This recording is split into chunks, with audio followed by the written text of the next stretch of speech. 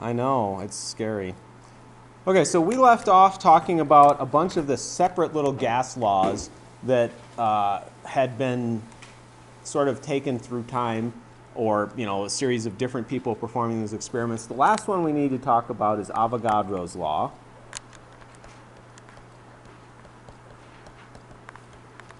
And what Avogadro did is he did experiments where he kept the volume and the number of moles constant. And he allowed, oh, I'm sorry, I got it reversed. The volume and the number of moles were variable.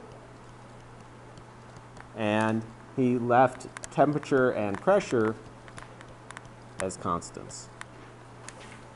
And what he discovered is that the volume is proportional to n, which, if you ask me, kind of makes sense. I mean, if you have more moles of gas, you should have a bigger volume. Same thing where anything else. If you have more of something, the volume it occupies is bigger. The easiest analogy to think about that is if you blow up a balloon, it gets bigger. The more air you put into it, the bigger the balloon gets. So this is the same relationship. Okay, so pausing lecture for technical difficulties. I thought I had left it from the last time I done this, but not. You should have just let me lecture like that the entire time. It would have been hilarious. I got to be honest, I'm surprised you guys even noticed, considering most of the time you're trying to solve your bank account problems. Did you ever get that fixed, by the way? Oh, yeah. It was very nice. And I was actually able to buy the Christmas gift that I was supposed to buy without doing that mistake. But it's back, so I did that. Okay, so technical difficulties fixed. You now no longer have to stand on your head if you were in the classroom. People that are listening to the video would be like, what the hell is he talking about? That's okay, we don't care. No, we do. So this is the same relationship, that's where I was going, as temperature. And so we can make kind of the same statements. We can say that V is actually equal to, say, K3N. And again, this is just our proportionality constant. We'll talk about the value of that next. And we can write this as terms of ratios, that V1 all over N1 is the same as V2 all over N2. And so we can compare two different things.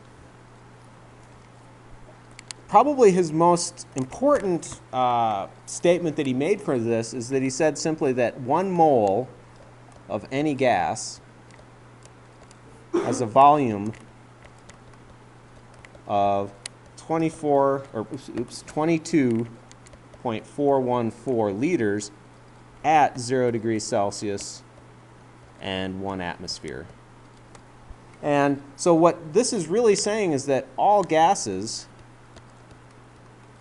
behave the same physically.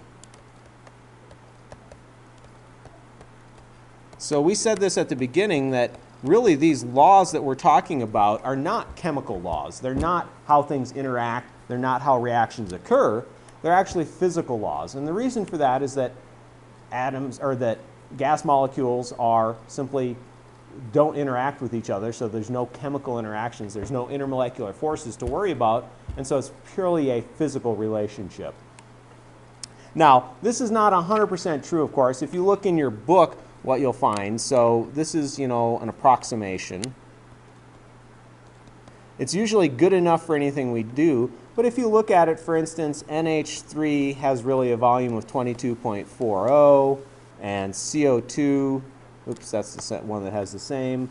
Argon equals 22.09. Helium is 22.41. Now notice that they're all about 22.4. And so it's a good approximation probably 90% of the time. If you're just doing a back-of-the-envelope calculation, it's perfectly acceptable, but it's not necessarily needed.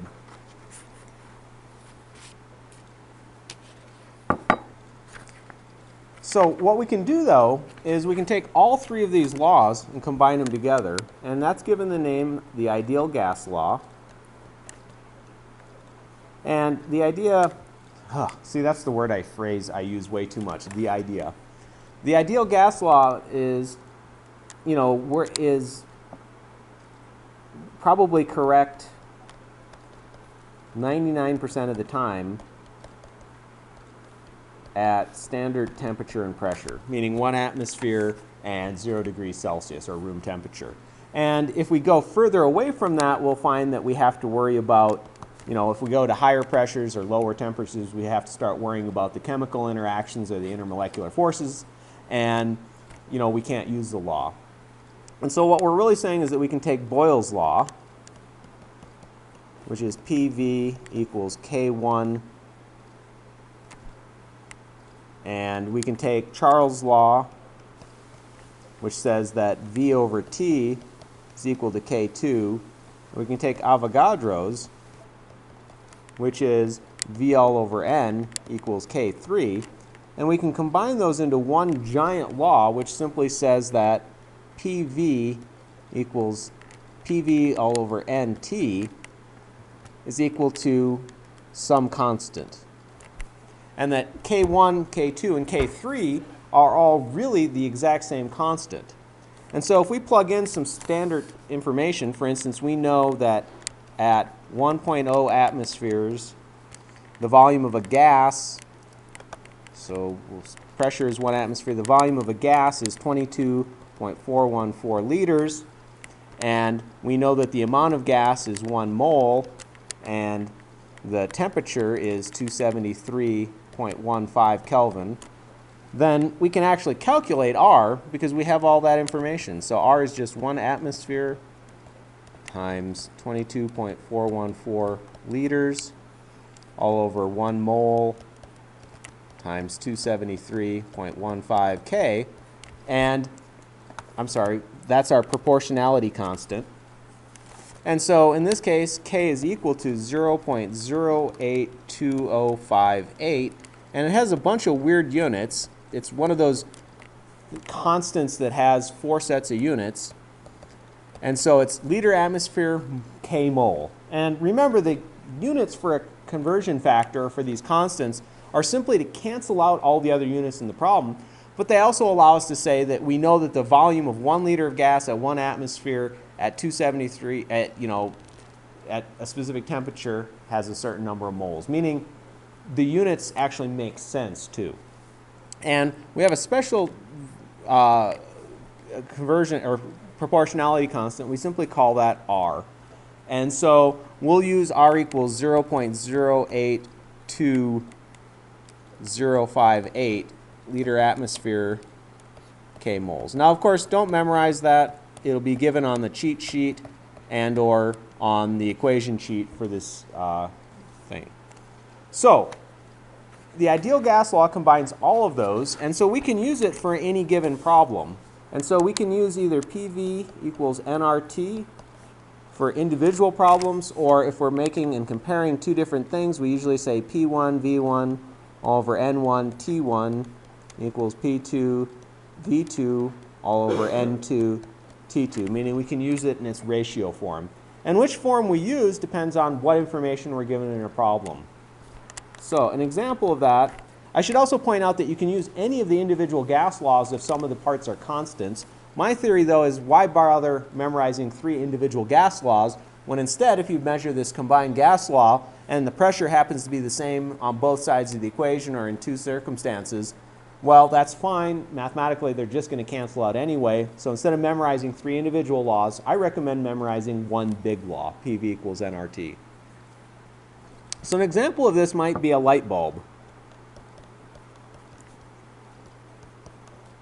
So a light bulb has a pressure of 1 atmosphere at room temperature. So we're going to say room temperature is 291 Kelvin. And we want to know what is the pressure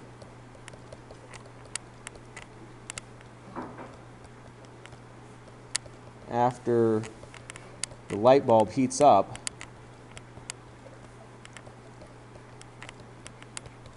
to 358 Kelvin. So the idea is that if I've got a light bulb in my house, I want to make sure that when I design that light bulb that the glass is strong enough to not blow up when the gas trapped inside the light bulb heats up.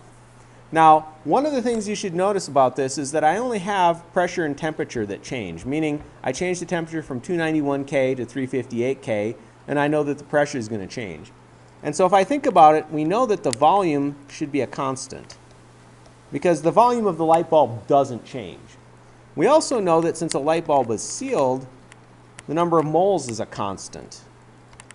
And so technically we could use just P over the PT law, which I forget which one that is, whether it's Charles Boyle's or not.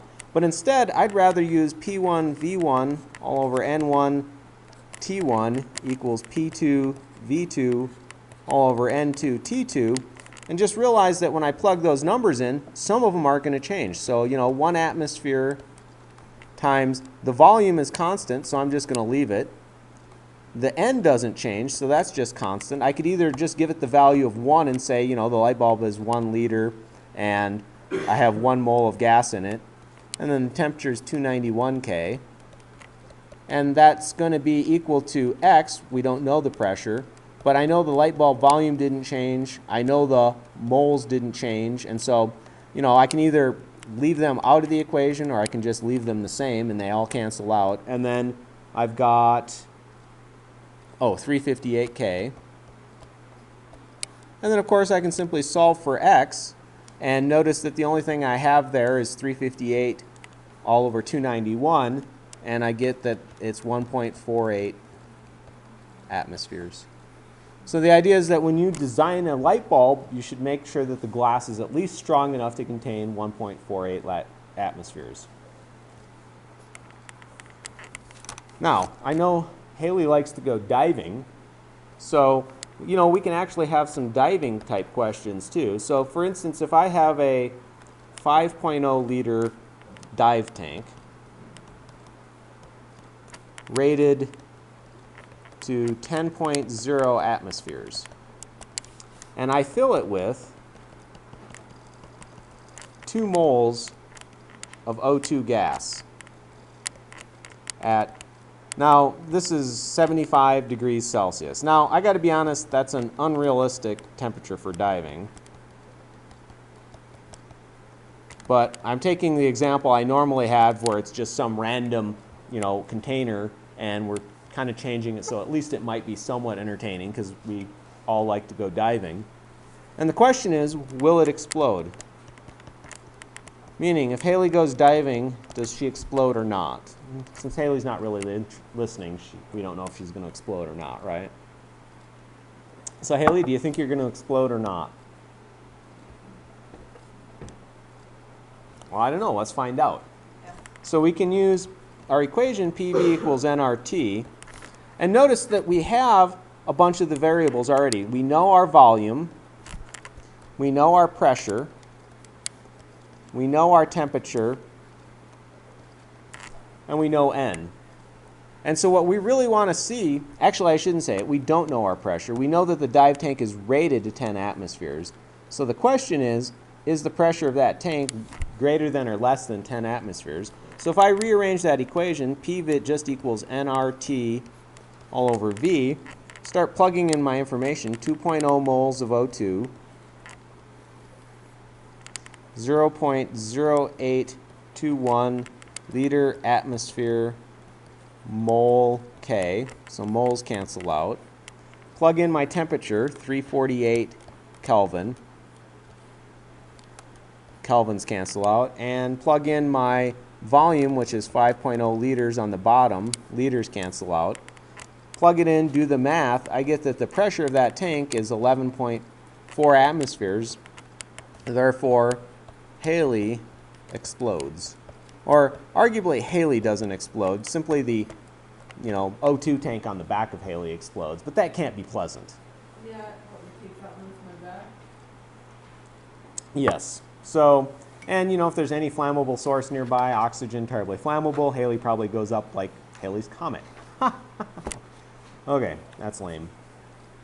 So, what we want to transition into is doing a bunch of, or a variety of problems involving gases. So we need to have a little review of what we know. Or what I also like to think about this is we've got a bunch of tools that we have in our toolbox, and we need a refresher about what's available to us anytime we do a problem. So the first thing that we always have is, of course, PV equals nRT.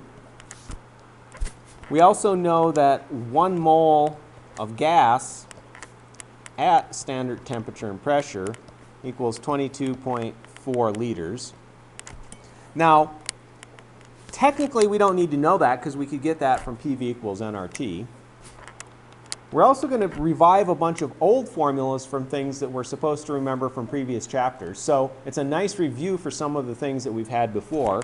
You need to know that density is equal to mass over volume,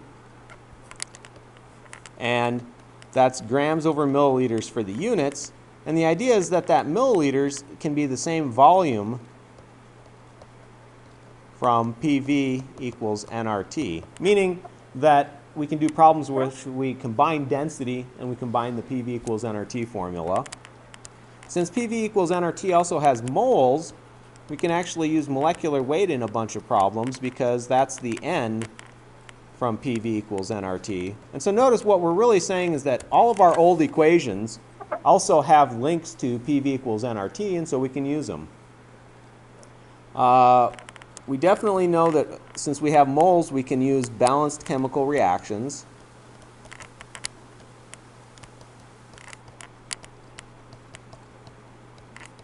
To solve problems.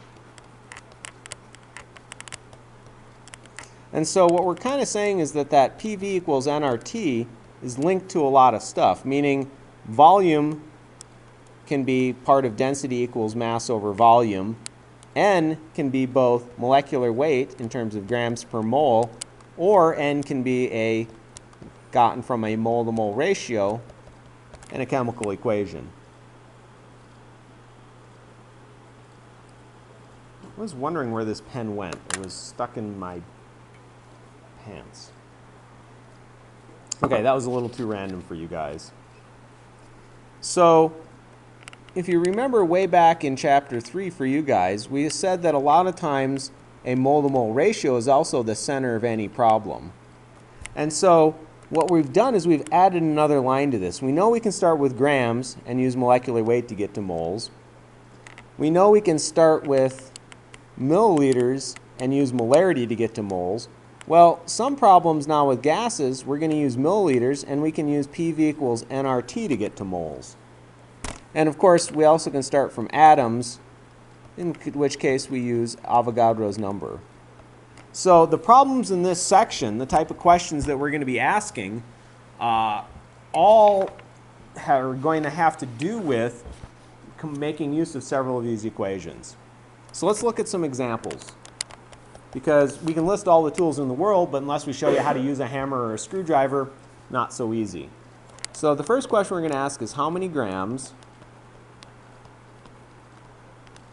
of CO2 are formed when 33.7 grams of calcium carbonate react completely at SDP.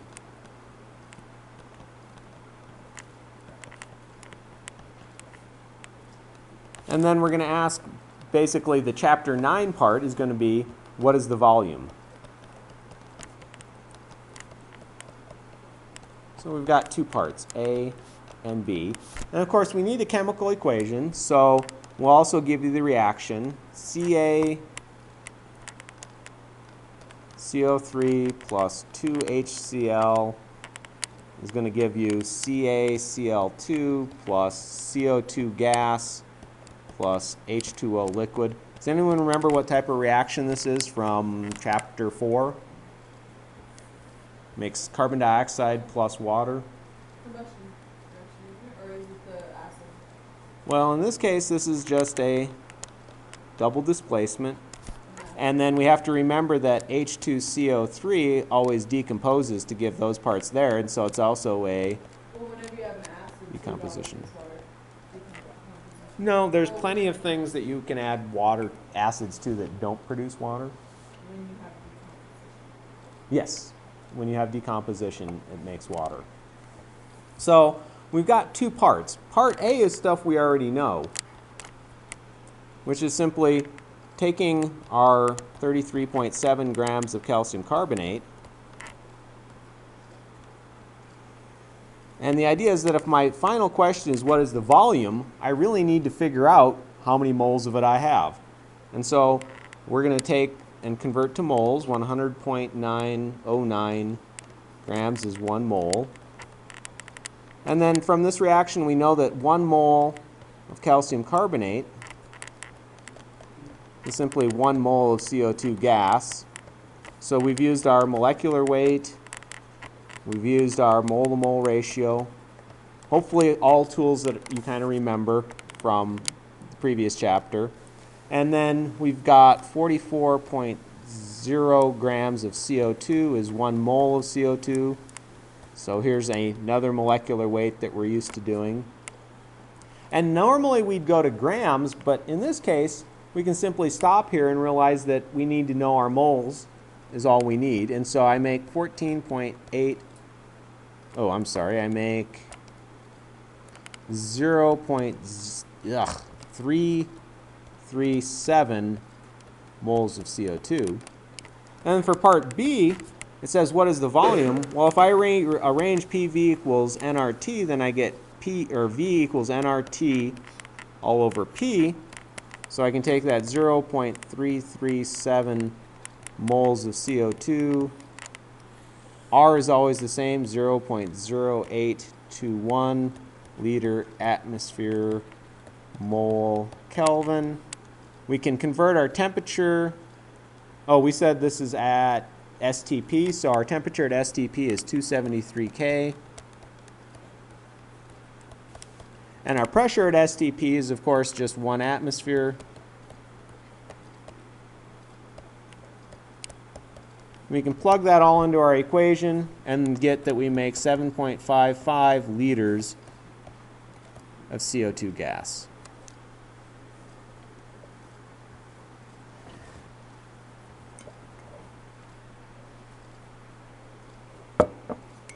Let's see. This next example is mostly the same, I think.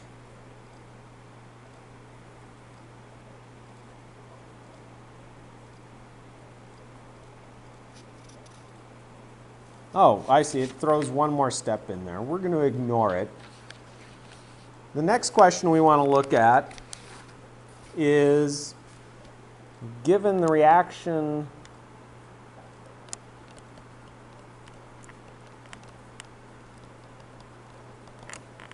HCl plus Na2S goes to make H2S plus 2NaCl.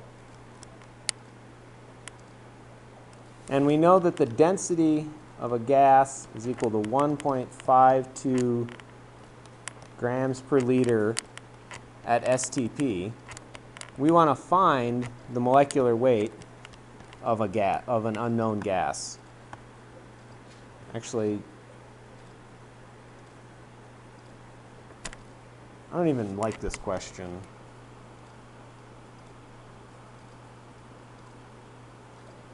Let's see if I can find a better example.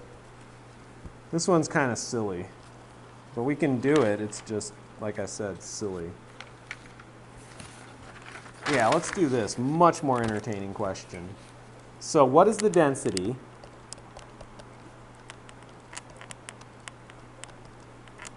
of H2 gas in the sun? Meaning, how dense is the sun? And we're going to assume some information. The temperature is 5,000 Kelvin and that the pressure of the sun is 10,000 atmospheres.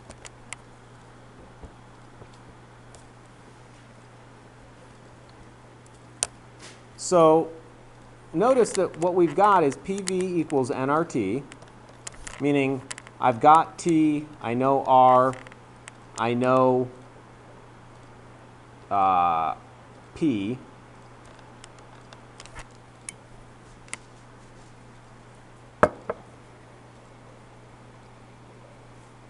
And and that N over V is simply the moles per liter. And we know that we can convert moles to grams per liter, which is the typical units for the density of a gas. And so what we really need to solve for is simply N over V in this ratio, and then convert that to grams. So if I rearrange this equation, N over V is equal to, excuse me, P over RT, which is simply equal to 10,000 atmospheres. R is 0.0821 liter atmosphere mole K. And we said that the temperature of the sun is 5,000 Kelvin. And then the last thing we're going to do is simply say that we know that the density of hydrogen, or that the molecular weight of hydrogen is 2 grams per mole. So that's the molecular weight of H2. So notice atmospheres cancel, kelvins cancel, moles cancel, and I'm just left with my units of grams per liter. If I do that, that's 48.7. Now, if we compare that to water, we know water is 1.000 grams per milliliter. And so that really is 0.0487 grams per milliliter, which is not very dense. And so if we think of the sun, it's just kind of a big old ball of burning flame. Well, we realize that the sun is not terribly dense, that you could fly right through it without probably even noticing it as far as, you know, the density of the atmosphere around it, even though it's at extremely high pressures and extremely high temperatures. Let's see, do we have another example? So we can calculate the molecular mass of things.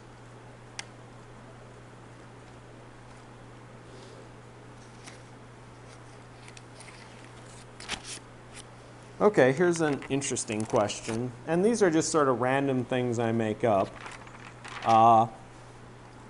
So given the combustion of ethanol, we want to know what is the volume of air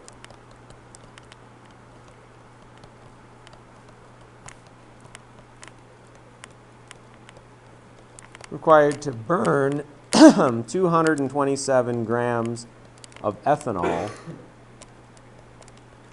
at 30 degrees Celsius and 1 atmosphere, so 760 millimeters of mercury. So we've actually got a lot of work on this question because we need to know a lot of information. And one thing we haven't learned in this class is the formula for ethanol, so we'll put that up there as something that would be given. So you have to do a number of steps. You first have to have a balanced equation. So if I take ethanol, CH3, well, we'll do it the easy way, C2H5H6O plus oxygen gas, so this is a combustion reaction. And we know that all combustion reactions make carbon dioxide gas plus H2O plus heat. So we have to balance that reaction, so I need a 3, 2, 3 here. The second step is we need to simply convert our 227 grams of ethanol to moles of O2. So 227 grams of C2H6O is 46 grams for 1 mole. We know that 1 mole of ethanol is 3 moles of O2. We know that there is, oh boy, I threw one little other thing in there. We should point out that we also need to know that oxygen is 21% O2. So really we know that for every 21 moles of O2, that's 100 moles of air. And so that means I need 70.5 moles of air. I don't know why I did it with air instead of oxygen, but it's strange. And then step 3 is we can use PV equals nRT, nRT to solve for our volume. We know that volume is equal to nRT all over P. That's equal to 70.5 moles. R is, of course, the exact same thing as it always is. If you forget the value for R, it means you're not doing much homework because you have to put it in every stinking problem. We know that the temperature is 303 Kelvin, and we said that we're at 760 millimeters of mercury. Technically, if you know that 760 millimeters of mercury is 1 atmosphere, you can kind of skip this step. And if we plug our numbers into that equation, we should get that we need 1753 liters of air. Now, of course, 1753 liters of air doesn't give me a good feel for it, so I want to know how big of a room is this in cubic feet. So we'll throw one last little piece on it and simply say that if I have 1753 liters, I know that 1 liter is 1 times 10 to the minus 3 meters cubed. That's the definition of a liter. And since we want our room in in feet, I know that 1 meter is 100 centimeters. And if you know the conversion from meters to feet off the top of your head, go ahead and do it. We need to cube each of those so that I can get rid of all 3 sets of units. And then we know that there's 2.54 centimeters in 1 inch. Again, cube it to get rid of all 3 sets of units. And then what we're going to do is we know that there's 12 inches in 1 foot. Again, because we're in cubic units, we have to cube everything. And so that gives us our final volume of 61.9 cubic feet. And so if you think about it, that's almost 64.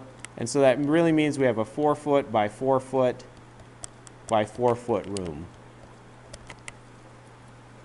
So you can imagine that if we have more things burning, we're going to need more and more air. We could figure out, how much air is in a given room and how much combustion that could sustain.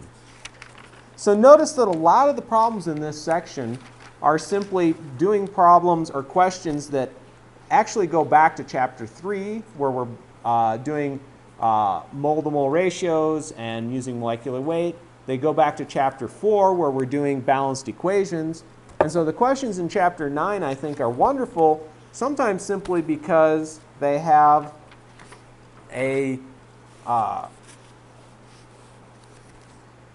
because they're such good review of previous topics that we've had. So for now, that should be enough to get you up through homework, let's see, 9B. Actually, 9B. And since where we broke off, we kind of went to the more complicated problems. That also gets you through homework 9C. And we'll stop there. So we'll pick up with both Dalton's law and the kinetic molecular theory of gases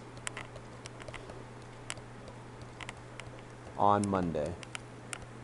So today's a short lecture, mostly because I want you to, well, I got to be honest, it's mostly a short lecture because the homework problems associated with this section of the class are extremely, I would say, long and complicated. And so I want to give you plenty of time to work on those. And remember, what we're going to do next week is Monday, Tuesday, Wednesday, Thursday, Friday. Monday we'll lecture on Chapter 9 still. On Tuesday we'll do Chapter 9. And what we're going to say is that this is also basically going to be a work day to get all homework done. And then what we're going to do Wednesday is we're going to review for either chapters 9 and 10 test or the final. It's up to you guys. On Thursday, we're going to have the chapter 9 and 10 test. And then Friday is just going to be another review day for the final. Because, of course, next week on Monday and Tuesday, I don't know what times, we're going to do the final. We're going to do parts 1 through 4, and then part 2 is going to be chapters, let's see, actually 1 through 5, 1 through 6, 1 through 5, I think, and then 5 through 10. So that's it. We'll call it quits a little bit short because I want to give you guys time to maybe get started in on that homework.